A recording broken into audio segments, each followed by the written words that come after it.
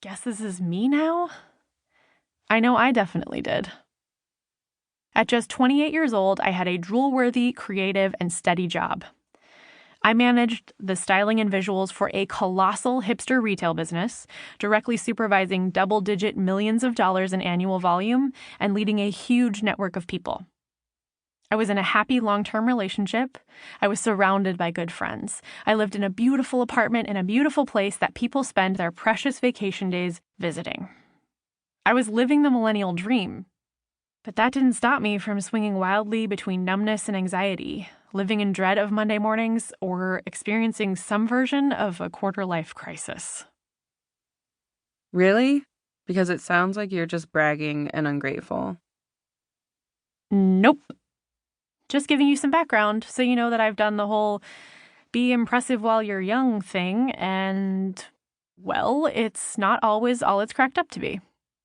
There was a time when I loved my job, but things had changed.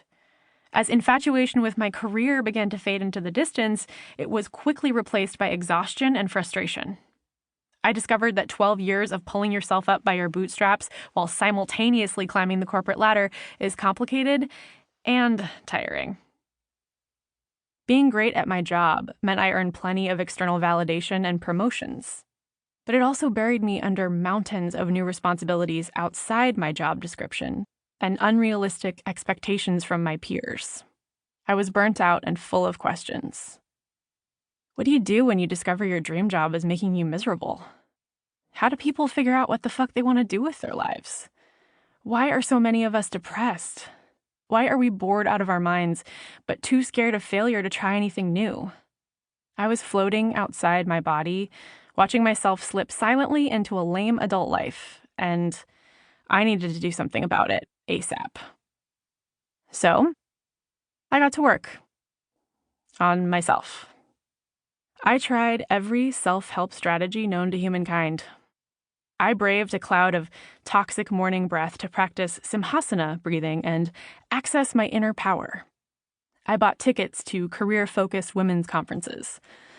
I journaled, made a vision board, meditated, took my inner artist on a date.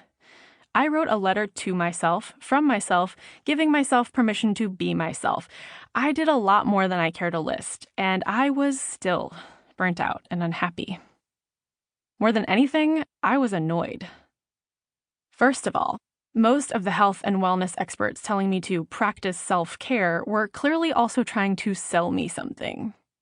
Excuse me, but how will a fair trade, cruelty-free, organic rosehip and lavender bubble bath help me cope with overwhelming feelings of existential dread or anxiety? Anybody notice that at its worst, self-care is just the self-help industry rebranded and repackaged for millennials?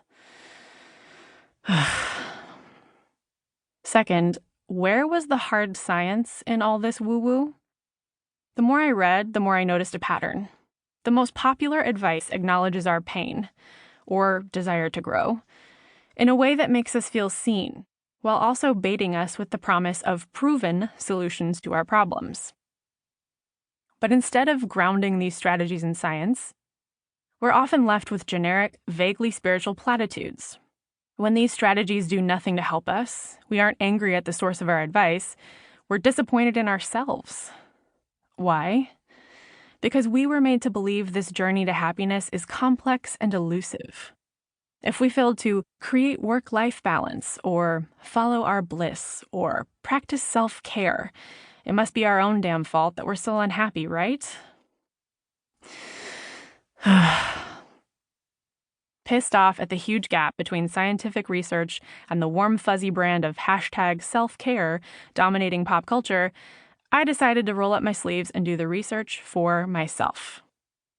You know those scholarly medical journals with groundbreaking scientific studies that no one has time to read?